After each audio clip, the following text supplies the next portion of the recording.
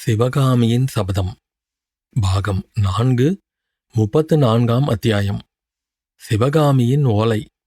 சேனாதிபதி பரஞ்சோதிக்கு சிவகாமி அனுப்பியிருந்த ஓலையில் பின்வருமாறு எழுதியிருந்தது. வீர பல்லவ சைனியத்தின் சேனாதிபதியும் என் அன்புக்குரிய சகோதரருமான பரஞ்சோதியாருக்கு ஆயனர் மகள் சிவகாமி எழுதி கொண்டது. இந்த அபலையை, அனாதையை 9 வருஷ காலம் தாங்களும் பல்லவகுமாரரும் மறந்துவிடாமல் நினைவு வைத்து கொண்டிருந்து என் சபதத்தை நிறைவேற்றி வைப்பதற்காக படையெடுத்து வந்திருப்பதை அறிந்து கொண்டேன். கோட்டைக்கு வடதிசையில் நடந்த பெரு யுத்தத்தை பற்றியும் இங்கே செய்தி வந்திருக்கிறது. அந்த யுத்தத்தில் வாதாபி சக்கரவர்த்தி மாண்டிருக்க வேண்டும் என்று இங்குள்ளவர்கள் சொல்லிக் கொள்கிறார்கள். இந்த வாதாபி கோட்டையின் காவலரான பீமசேனன் என்னை வந்து பார்த்து ஓலை எழுதும்படி கேட்டுக்கொண்டார். அதன்படி என் மனப்பூர்வமான சம்மதத்துடன் இதை எழுதுகிறேன். தாங்களும் பல்லவகுமாரரும் எந்த நோக்கத்துடன் படையெடுத்து வந்தீர்களோ அந்த நோக்கம் நிறைவேறிவிட்டது. சளுக்க சைன்யமும் வாதாபி சக்கரவர்த்தியும் நாசமடைந்தார்கள். இத்துடன் யுத்தத்தை நிறுத்தி வாதாபி கோட்டையின் சரணாகதியை ஒப்புக்கொள்ளும்படி ரொம்பவும் வேண்டிக் கொள்கிறேன். நான் அன்று செய்த சபதத்தை பல்லவகுமாரர் அதன்படியே நிறைவேற்ற வேண்டும் என்னும் விருப்பம் இப்போது எனக்கு இல்லை. அதை அப்படியே நிறைவேற்றுவதென்றால் இந்த பெரிய நகரத்தின் குற்றமற்ற ஜனங்கள் வீடு வாசல்களை இழந்து சொல்ல முடியாத கஷ்டங்களுக்கு உள்ளாகும்படி நேரிடும். அவர்களை அத்தகைய கொடுமைகளுக்கு உள்ளாக்க நான் பிரியப்படவில்லை. அவ்விதம் செய்தால் யாருக்கு என்ன பிரயோஜனம்?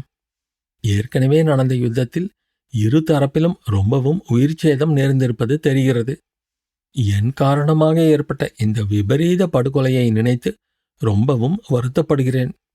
அருமை சகோதரரே, கடந்த 9 வருஷ காலம் இந்த நகரத்தில் தன்னந்தனியாக நான் வசித்தபோது ஓயாமல் என் மனம் சிந்தனை செய்து கொண்டிருந்தது. பல்லவகுமாரரும் தாங்களும் 300 தடவை வந்து என்னை அழைத்த சமயம் நான் உங்களுடன் கிளம்பி வராதது எவ்வளவு பெரும் பிசகு என்பதை உணர்ந்து கொண்டேன். என் சபதத்தை நிறைவேற்றிய பிறகுதான் இந்த நகரை விட்டு புறப்படுவேன் என்று பிடிவாதம் பிடித்தது எவ்வளவு அறிவீனம் என்பதை உணர்ந்து வருந்துகிறேன்.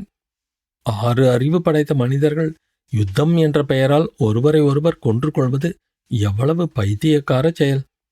கடவுளால் சிருஷ்டிக்கப்பட்ட ஜீவன்களை மனிதர்கள் கொல்வது தெய்வ சம்மதமாகுமா? ஒரு சிறு அற்பமான உயிரை கூட நம்மால் சிருஷ்டிக்க முடியாமல் இருக்கும்போது ஆயிரக்கணக்கான உயிர்களை கொல்வது எவ்வளவு பாவமான காரியம்! இதையெல்லாம் நினைத்து பார்க்க பார்க்க என்னால் இந்த பயங்கரமான பெரிய யுத்தம் வந்துவிட்டதே என்று ரொம்பவும் துக்கப்படுகிறேன். உலகத்தில் மனிதர்கள் குற்றம் செய்தால் அதற்கு தண்டனை அளிக்கவோ அல்லது மன்னித்து அருளவோ எல்லாம் அறிந்த இறைவன் இருக்கிறான். அவன் அன்றி இவ்வுலகில் ஓர் அணுவும் அசையாது என்று பெரியோர் சொல்லுகின்றனர். அப்படியிருக்க மனிதர்கள் தங்களையொத்த மற்ற மனிதர்களின் குற்றங்களுக்கு தண்டனை விதிக்க ஏன் முற்பட வேண்டும்? சகோதரரே, போனது போகட்டும். இனிமேலாவது இரத்த வெள்ளம் பெருகுவது நிற்கட்டும். என்னுடைய மூடப் பிடிவாதத்தினால் உங்களுக்கெல்லாம் நான் கொடுத்த கஷ்டங்களுக்காக என்னை மன்னித்து விடுங்கள். பல்லவகுமாரரிடம் நான் ரொம்பவும் கேட்டுக்கொண்டதாகச் சொல்லி யுத்தத்தை நிறுத்தச் சொல்லுங்கள். கோட்டை முற்றுகை ஆரம்பமானதிலிருந்து என்னிடம் நகரவாசிகள் ரொம்பவும் மரியாதை காட்டி வருகிறார்கள். பல்லவகுமாரர் கோட்டை சரணாகதியை ஒப்புக்கொண்டால் என்னை பல்லக்கிலே ஏற்றி சகல மரியாதைகளுடனும் வெளியே அனுப்பி வைக்க சித்தமாயிருக்கிறார்கள். இதையெல்லாம் பல்லவகுமாரரிடம் தெரியப்படுத்துங்கள். உங்கள் எல்லோரையும் பார்க்க வேண்டும் என்று என் உள்ளம் துடிதுடித்துக் கொண்டிருக்கிறது. இன்று சூரியன் மலைவாயிலில் இறங்குவதற்கு முன்னால் தங்களையும் பல்லவகுமாரரையும் பார்க்கும் பாக்கியம் எனக்கு கிடைக்கும் என்று நம்புகிறேன். என் அருமை தந்தையின் பாத கமலங்களில் என்னுடைய நமஸ்காரங்களை சமர்ப்பிக்கிறேன். மாமல்லருடைய குணப்பண்பையும் மனப்போக்கையும் நன்கு அறிந்துள்ள நாம் சிவகாமி தேவியின் மேற்படி ஓலை அவருக்கு ஏன் அத்தனை கோபத்தையும் ஆத்திரத்தையும் உண்டாக்கியது என்று ஒருவாறு ஊகிக்கலாம். ஓலையை கிழிக்கப் போனவரிடம் சேனாதிபதி அது என் ஓலை என்று சொன்னதும் மாமல்லரின் ஆத்திரம் இன்னும் அதிகமாயிற்று. அப்படியா? இதோ உமது ஓலையை எடுத்துக்கொள்ளும் சேனாதிபதி, திவ்யமாக எடுத்துக்கொள்ளும். இந்த தர்மோபதேச மகாமந்திர ஓலையை நீரே வைத்துக்கொண்டு பூஜை செய்யும் என்று சொல்லிக்கொண்டே மாமல்லர் ஓலையை வீசி விட்டெறிந்தார். சேனாதிபதி அதை பயபக்தியுடனே பொறுக்கி எடுத்துக்கொண்டு கூறினார், ஆம் பல்லவேந்திரா, இது எனக்கு மகா மந்திரோபதேச ஓலைதான். திருநாவுக்கரசர் பெருமானிடம் சிவதீட்சை பெறுவதற்காக காஞ்சி நகரத்துக்கு வந்தேன். ஆனால் அந்த பாக்கியம் அன்று கிடைக்கவில்லை. ஆனால் சிவகாமி தேவியிடம் உபதேசம் பெறும் பாக்கியம் இப்போது கிடைத்தது. நான் ஆச்சாரியராக வரித்த ஆயனச் சிற்பியாருடைய குமாரி அல்லவா சிவகாமி தேவி. மாமல்லருடைய கோபம் இப்போது வரம்புகளையெல்லாம் கடந்துவிட்டது. சிவகாமி விஷயமாக 4 பேருக்கு முன்னால் இதுவரை பேசி அறியாதவர் அத்தனை பேருக்கு முன்னால் வெட்ட வெளிச்சமாக பின்வரும் ஆங்கார வார்த்தைகளை கொட்டினார். சேனாதிபதி, என் வாழ்நாளில் 2 தவறுகளை நான் செய்திருக்கிறேன். சிற்பியின் மகளை சிம்மாசனத்தில் ஏற்றி வைக்க முயன்றேன். அந்த முயற்சியில் தோல்வியுற்றேன். தமிழ் ஓதவும் சிற்ப வேலை கற்கவும் வந்த உம்மை பல்லவ சாம்ராஜ்யத்தின் சேனாதிபதியாக்கினேன். அதுவும் நான் செய்த பெருந்தவறு ஆயிற்று. சிற்பியின் மகள் சிம்மாசனத்துக்கு தகுதியற்றவள் என்பதை நிரூபித்து விட்டாள். நாடி பார்க்கும் வைத்தியரின் மகன் நாடு பிடிக்கும் சேனை தலைவனாக யோகியதை அடைய முடியாது என்பதை நீர் நிரூபித்து விட்டீர். சேனாதிபதி பரஞ்சோதிக்கு கண்ணில் நீர் ததும்பிற்று. அவமானமும் ஆத்திரமும் தொண்டையை அடைக்க தழுத்தழுத்த குரலில், பல்லவேந்திரா என்று ஏதோ சொல்வதற்கு ஆரம்பித்தார். சேனாதிபதி, நிறுத்தும் என்று மாமல்லர் கர்ஜனை செய்ததும் சேனாதிபதி வாயடைத்து போய் நின்றார். இதுவரை மாமல்லர் அவரிடம் இம்மாதிரி பேசியதே இல்லை. மரியாதை குறைவாகவோ மனம் புண்படும்படியோ அவரை பார்த்து ஒரு வார்த்தையும் கூறியதே இல்லை. மாமல்லரின் இந்த புதிய ருத்ராவதாரம் பரஞ்சோதிக்கு பிடிபடவே இல்லை. மாமல்லர் மேலும் சொல்லம்புகளை பொழிந்தார். என்னை யார் என்று எண்ணிக்கொண்டீர்? இந்த சிற்பி மகள்தான் என்னை யார் என்பதாக எண்ணிக்கொண்டாள். என்ன தைரியத்தினால் இம்மாதிரி ஓலை எழுத அவள் துணிந்தாள்? நீங்கள் 2 பேரும் பல்லவ குலத்தின் பெருமையை குலைத்து பாழாக்க இப்படி எத்தனை காலமாக சதி செய்தீர்கள்?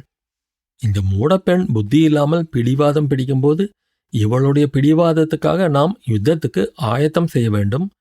இவள் பார்த்து வேண்டாம் என்றால் உடனே இவளுடைய கட்டளையை சிரமேற்கொண்டு யுத்தத்தை நிறுத்திவிட வேண்டுமா? பல்லவ சாம்ராஜ்யமே இவளுக்காகத்தான் இருக்கிறது என்று எண்ணிக்கொண்டாளா? பல்லவ நாட்டு பிரஜைகளும் பல்லவ சக்கரவர்த்தியும் இவளுக்கு தொண்டு செய்யும் அடிமைகள் என்று எண்ணிக்கொண்டல்லவா இப்படி ஓலை எழுத துணிந்தாள். 9 வருஷம் பிரயத்தனம் செய்து இந்த மகத்தான சைனியத்துடன் நான் படையெடுத்து வந்தது இந்த சலன புத்தியுள்ள சிற்பி மகளின் மூட சபதத்தை நிறைவேற்றுவதற்காக அல்ல. அதை நீர் நன்றாக தெரிந்து கொள்ளும். பல்லவ குலத்தின் பங்கமுற்ற கௌரவத்தை நிலைநாட்டுவதற்காகவே நான் வந்தேன்.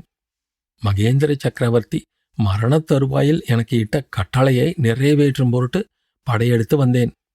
18 வயதில் மகாமல்லன் என்று பட்டம் பெற்ற நரசிம்ம பல்லவனை பார்த்து நானிலம் சிரிக்காதிருக்கும் பொருட்டு வந்தேன்.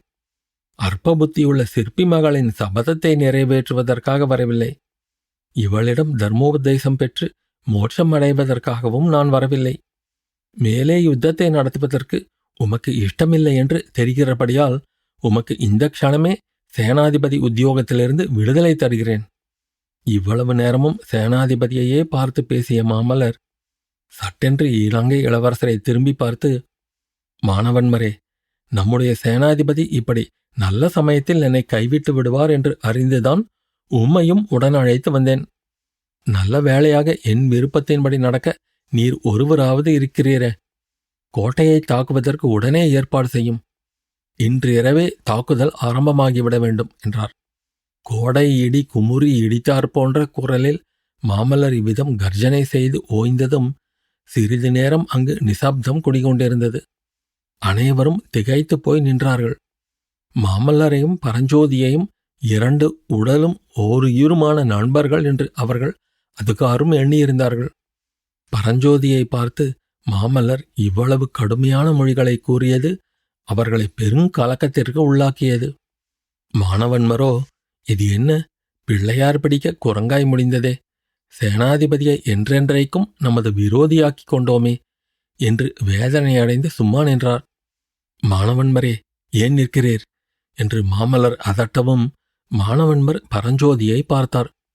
மற்றவர்களைப் போலவே அத்தனை நேரம் திகைத்தின்ற பரஞ்சோதி அப்போது ஓரடி முன்னால் வந்து தழுத்தழுத்த குரலில், பல்லவேந்திரா, 12 வருஷம் நான் பல்லவ சாம்ராஜ்யத்துக்காக செய்திருக்கும் சேவையை முன்னிட்டு ஒரு வரம் அருள வேண்டும் என்றார். மாமல்லர் மறுமொழி ஒன்றும் சொல்லாமல் இருக்கவே பரஞ்சோதி மேலும் கூறினார், பிரபு, தாங்களும் நானும் இதோ தெரியும் இந்த வாதாபி நகரத்துக்குள்ளே நார்ச்சந்தியில் நிற்கும் புலிகேசியின் ஜெயஸ்தம்பத்துக்கருகில் நின்று ஒரு சபதம் எடுத்துக்கொண்டோம். கூடிய சீக்கிரம் படையெடுத்து வந்து அந்த பொய் ஜெயஸ்தம்பத்தை பெயர்த்து தள்ளிவிட்டு அதற்கு பதிலாக பல்லவ விஜயத்தின் ஞாபக ஸ்தம்பத்தை அதே இடத்தில் நிலைநாட்டவும் சிவகாமி தேவியை விடுதலை செய்து கொண்டு போகவும் பிரதிஜை செய்தோம். அதை நிறைவேற்றும் பொருட்டு சென்ற 9 வருஷ காலமாக இரவும் பகலும் உழைத்து வந்தோம். அந்த பிரதிஜை நிறைவேறும் வரையில் இந்த சேனாதிபதி பதவியை அடியேன் வகிப்பதற்கு அனுமதி கொடுங்கள் என்றார்.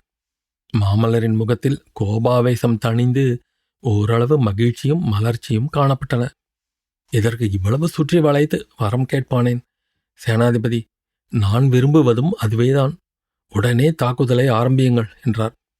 தயவு செய்து மன்னிக்க வேண்டும். இன்னும் ஒரு சிறு கோரிக்கை பிரபு. கோட்டையை தாக்க ஆரம்பித்துவிட்டால் ஒரு பகல் ஒரு இரவுக்குள் துரிதமாக முடித்து வெற்றி பெற வேண்டும். அதற்கு தக்க ஆயத்தம் செய்வதற்கு 3 நாள் அவகாசம் கொடுங்கள் என்று சேனாதிபதி வினயத்துடன் கேட்டார். மாமல்லரின் மௌனம் அவர் வேண்டாவெறுப்பாக சேனாதிபதியின் கோரிக்கைக்கு இணங்கியதற்கு அறிகுறியாயிருந்தது. அத்தியாயம் முடிவு.